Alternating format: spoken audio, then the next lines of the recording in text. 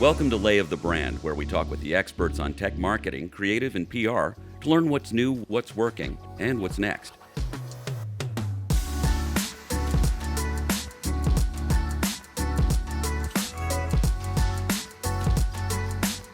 I'm Peter Jacobs with Merit Group. To wrap up our three-part series on federal account-based marketing, we're looking at how to put the data you've gathered and the content you've created to work. You've got a great message, and you know who you want to reach. So what's the next step? What channels do you choose? And what should you measure to see if you're actually hitting the mark?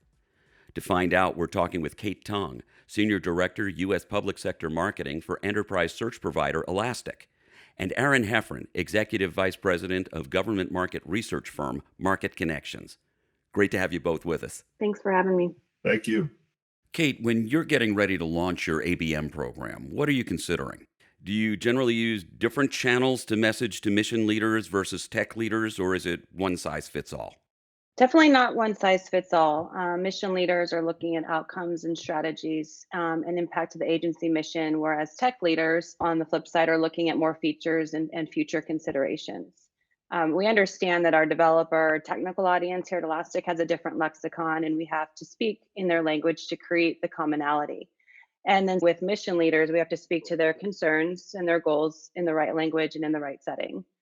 There's definitely some overlap, but our strategy has been to cultivate a variety of mature channels where we can reach those individual audiences and speak their languages. Those channels vary from third-party events to our own hosted events to territory-specific events, depending on where the user customer is on their journey with us. We do a lot of ABM, naturally and fed. I think we all do that, right? And as an example, the DoD, and more specifically, the Army, Navy, Air Force, we know where we can reach our audience. And with the myriad of events, specifically for this audience, or the associations, or even the publication, we know where we can find them. But we also build our own channels. For example, we recently launched a program for veterans offering technical training for folks looking to grow their career in tech. This is very focused on developers and end users, and we are using this channel to target tech talent and cultivate relationships with our tech leaders and future tech leaders. Aaron, in previous episodes of Lay of the Brand, you've talked about how companies don't have infinite resources, so it may make sense for them to look for commonality in their campaigns. But how does that work from a campaign perspective, considering the different needs and the different personas?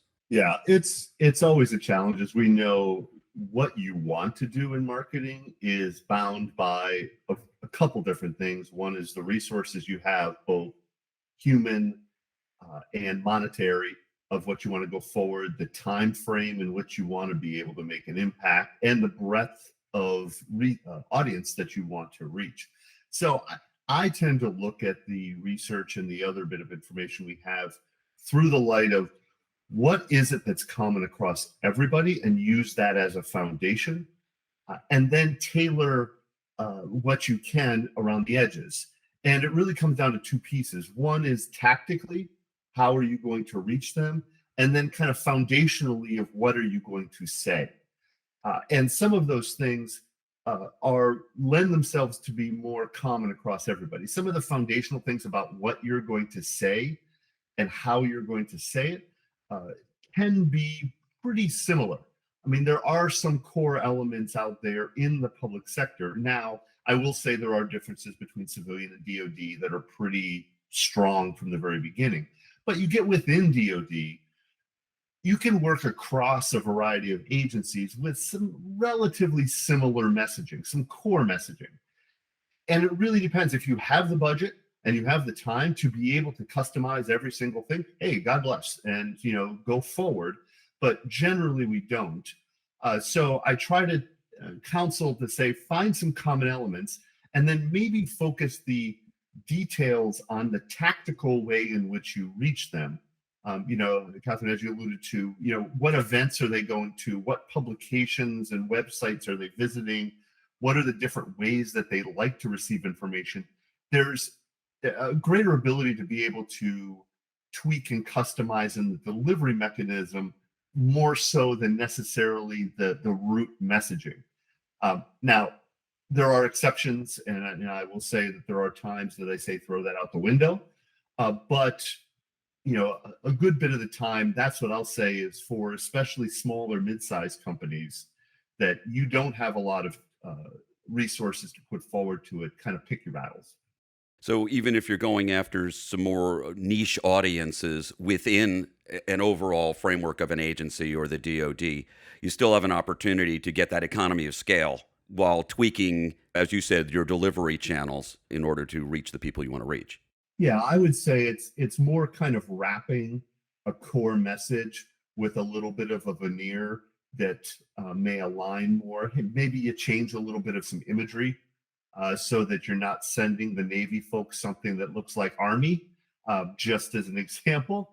That never goes well, but that's veneer. That's, at its root, there are some mission-based and other sorts of trust-related messaging that you can put in there that will resonate regardless of who it is. And your goal isn't to necessarily make the sale with that piece. I mean, this is merely an introduction and interesting, getting them interested enough to pick up the phone, take a call, that you got to think about what is it that I'm really trying to accomplish with these pieces. A lot of these decisions should be data driven, of course. Kate, what kind of data are you looking for to inform these decisions, and how does that influence your plans? Yeah, well, at the highest level, collaboration with key partners in our marketing organization, like demand gen and product marketing, are certainly influential. We have a great partnership with those functions here at Elastic. So we are tightly integrated on that front. And they know that our market is different. So, from that regard, we are very fortunate. At that point, after we have those themes and thoughts from our partners in marketing, we go to our field sales organization. Being in regional marketing and in the field, it's very important to understand, where do they want to focus? What are the accounts that they want to go after? And then we start to build the campaign and our approach. Once that is identified, we dig into the details. We look at our database of users and customers, as well as our external approach, because it is two-pronged, and how we bring in the new marketing responses, the folks that we haven't spoken to before. But we definitely take a persona-driven approach. In fact, Aaron, a little plug for Market Connections. We are a consumer of your federal IT persona study, so that was very helpful for us and a great asset to share with our partners in marketing to help them understand our market further. Thank you for that wonderful asset, Aaron. That's great. That's great to hear. I appreciate that. I always like to hear some of those elements. Those persona studies were really came out of conversations like this, and that's why we moved forward. We were hearing so much of individuals wanting to go that path in the federal space.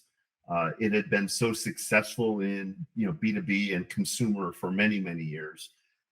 There was a question: can this play forward into a public sector space, and is there enough meat on the bones to really be able to do that sort of work? And we found that data has been important to folks, more so confirming what many folks already knew.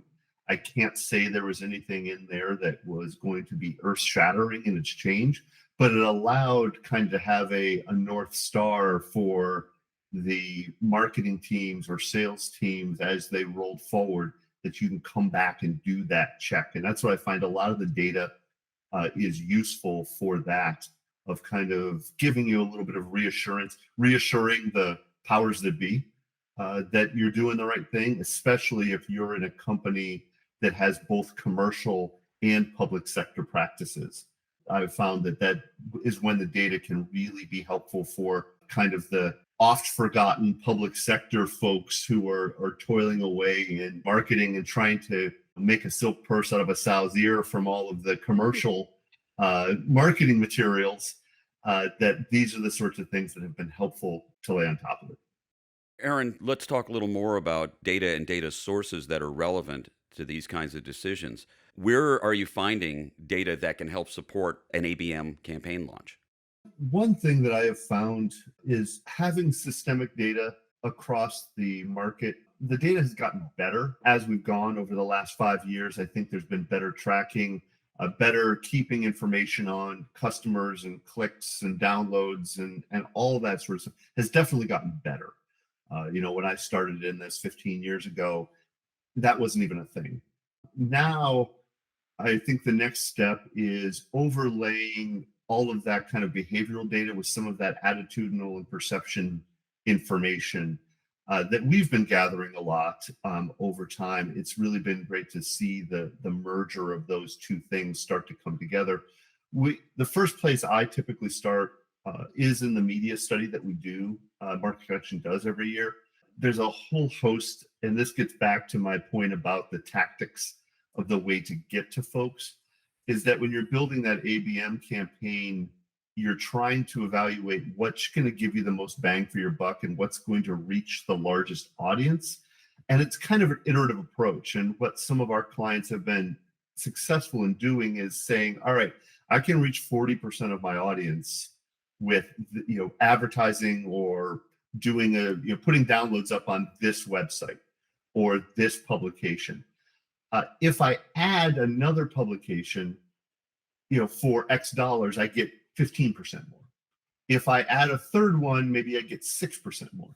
And there's a diminishing return on how many people you're going to reach, because there's only so many people in this market, that are out there making decisions. So we have found that that's a great mechanism to try to reach saturation point. And when the ROI on your marketing dollar doesn't gain you really or reach many more eyeballs as you go. So, we'll say that, all right, hit these publications, hit this webinar, you've reached 75%. Your next dollar is not going to be worth it to spend it. Spend it on creating something new or increasing the frequency of your buys in these publications. So that's a place where we start, and we try to see those impressions and when do we start getting duplication of effort for the same dollars. Well, Kate, to follow up on that, when you have this information, a major mechanism for outreach involves using partners such as the media, creative agencies, influencers. How can these partners help you launch and sustain your campaign? And when does it make sense to put your resources there? Personally, I don't think you have a campaign without the media partners, creative agencies, and/or the influencers. But it all comes at a cost, and you absolutely must plan for and allocate a portion of your budget to execution. You could have this great asset, but you don't have a way to get it out into market. It really doesn't mean anything. And you have to prioritize the channels that will most effectively help you achieve the goals and objectives that you define at the start of the campaign launch or ABM program. Aaron, what can a partner do for you that you might not be able to do for yourself? The partner portion of this is always interesting. And I think of partners not from the folks that I'm going to pay to help me, like the creative agencies or marketing firms or whatnot. I think of the partners as who else has a vested interest in what I'm doing and may gain from partnering with me as much as I will gain from partnering with them. And where I come back to is some of the data that we've seen over the last 2 years is a continuing decline in trust of the federal contracting community. And it's a decline in trust of whether they believe what we tell them.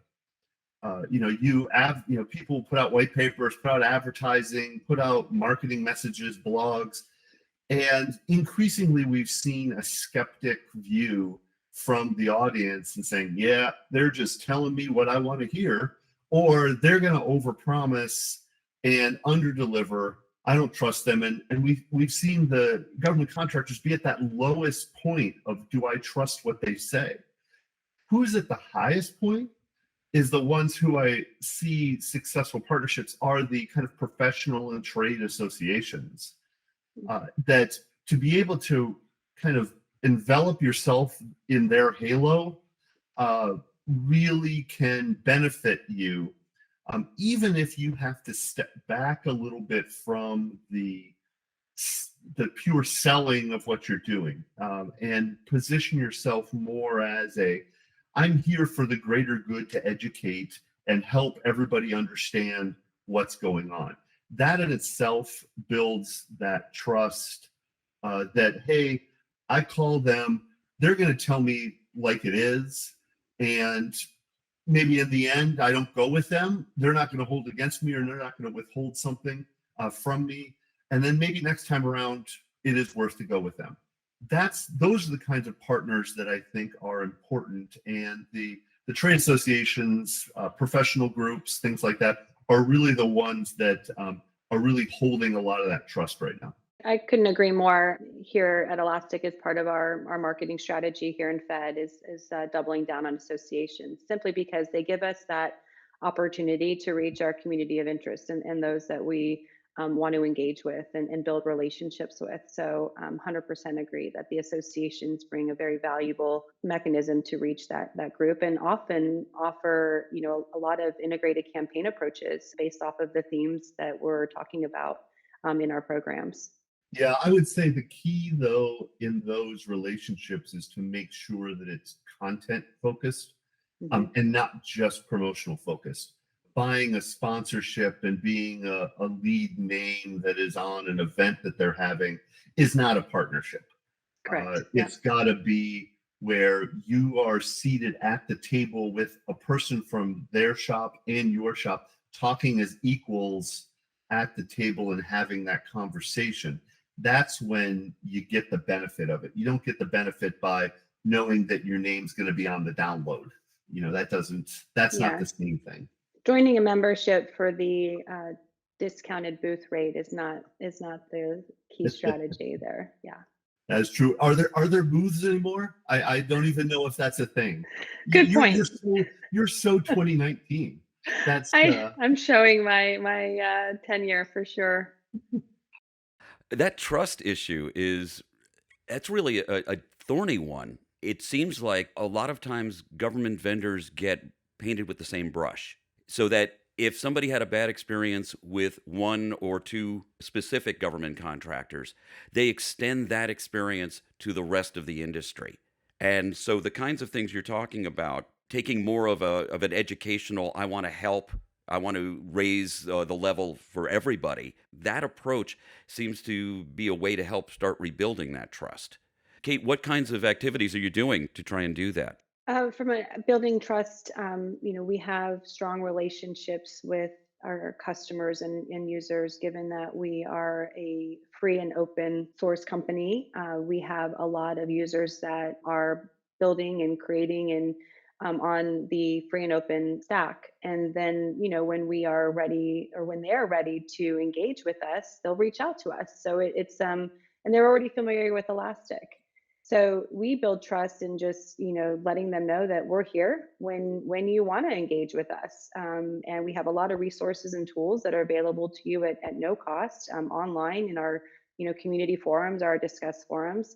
So we have a bit of a benefit in terms of our go-to-market model, and being that we are of the free and open ilk. So that is one area. And then we just engage in different communities where we think we are going to meet our users and customers, like the associations, like the events, and online through the publications and whatnot.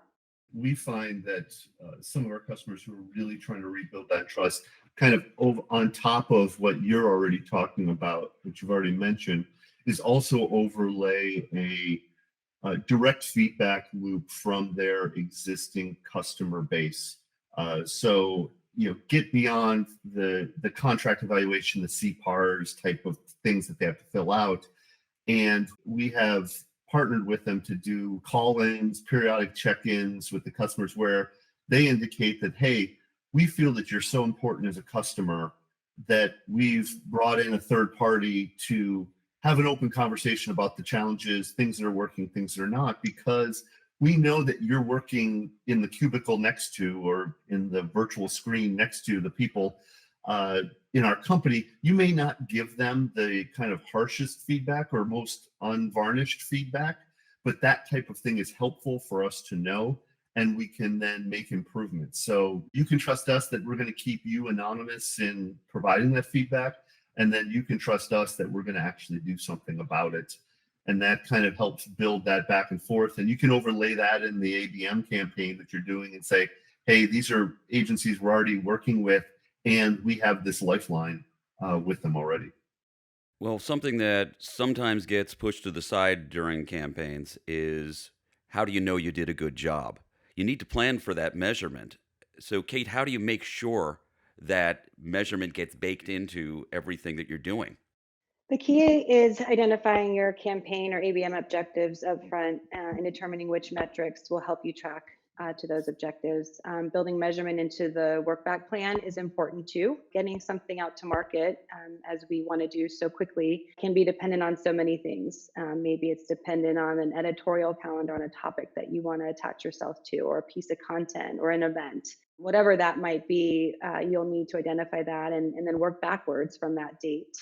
I can share an example from Elastic. As a marketing team, after collaboration with our partners in sales, we knew that in the second half of our fiscal year, we were going to focus on a particular theme targeting the DoD. Several of the assets were going to come from our regional marketing efforts. So we started to engage with our media partners and bought into programs that supported our theme, like a webinar and byline with AFCEA and paid placements with associations serving the DoD, like AUSA and AFA. And then also working with our PR firm on building media narratives to take out into the market. So building that inventory of assets in anticipation of the campaign launch served us far better in the long run. And by tracking marketing responses and sources, we were well on our way to establishing our baseline as it relates to the engagement and performance of those assets. We got some quick hits along the way, and now the assets are being used in our integrated approach. It's great, Catherine. You stole a little bit of my thunder here as I was coming into this about Sorry about that. the importance of setting out your outcomes and the desired goals at the very beginning. So many times I've seen where it's, the throw the spaghetti against the wall approach and get out there as much as possible. And in the end, if we increase sales, then we win. That's the end. And if you can really focus in on some intermediate steps, the intermediate outcomes, knowing that it's a long sales process. And in some of these ABM campaigns, you're starting from scratch where they don't know you at all. Some cases you are going into a set of agencies that are already in the process of doing some selections and some decision making, and others are really in the final steps. And all the different campaigns have different goals of what they're trying to accomplish. Are you just trying to raise the level of awareness so people know you exist so that you're in the conversation at the beginning? Or are you trying to convince that the customers that you already have that you can expand and do more than what you're already doing? And I think those are two different things that you want to measure. Some are you just want to measure, hey, do more people know about me now than did before? Very straightforward. Other ones may be, do they know more about me now than they did before? And then the last is, am I part of the consideration set? Am I going to be one of those kind of preferred 2 or 3 companies that they're always going to come to when they have a question? All of those are different stages of the overall funnel, marketing funnel, of where you stand. And I think if you can evaluate where what area of the funnel you're trying to affect first, then put the metric on top of that. And it may be as simple as clicks. I mean, if you're just trying to increase traffic and get more eyeballs on things, not everything has to be some incredibly difficult metric that you have to dive into. But if you don't know what you're looking for and what you're trying to achieve from the beginning, or if you're trying to achieve too much with one campaign, you're just setting yourself up for questions up and down the food chain as you're trying to justify why you're spending the money you are on this. Kate, any last thoughts about launching and maintaining an ABM campaign? Yeah, I think, whether you're taking a campaign or an ABM approach, plan to be in it for the long haul, cultivate long-term visions, plan for tracking and iteration, and strategize for updates and expansion. One more example I can offer. At Elastic, we have an ongoing effort around CDM that started in the summer of 2019. It's still running today due to expansion of scope and product and solution capabilities, and we're adjusting as needed to be able to respond to that and continue to have that in market. Aaron, any final thoughts for us? Yeah, I would just say that don't let perfect get in the way of being really good at this. Is that you're going to make mistakes. There's going to be things that maybe aren't 100% of what they could be, but you're better off getting out there and doing something intelligently thought and derived from some good information from the beginning. I mean, I'm not talking about getting out there with whatever knee-jerk reaction comes to you first thing in the morning, but don't have that analysis paralysis where you're trying to refine it and you're trying to make it and say, oh, but that one piece of this, maybe that doesn't resonate with the group. People don't pull in information that way. They read things and they pull out what they need and they discard the things that they don't as they interpret things. And as long as you're generally in the ballpark on it, you're going to have an impact. Is it going to be, the greatest impact you could have? No, but it's better than having no impact at all. I've been talking with Kate Tong of Elastic and Aaron Heffron of Market Connections. Thank you both so much for being part of this discussion. Thank you. Thanks, Peter. And thank you for joining us. Lay of the Brand is brought to you by Merit Group, an integrated strategic communications firm that blends the best of PR, marketing, and creative to help our clients tell their stories and build business. Got a topic suggestion or want to share feedback? Subscribe to Lay of the Brand on your preferred listening platform and leave us a review. And please spread the word and tell your friends and colleagues to tune in as well. To learn more about Merit Group and the show, check out layofthebrand.com.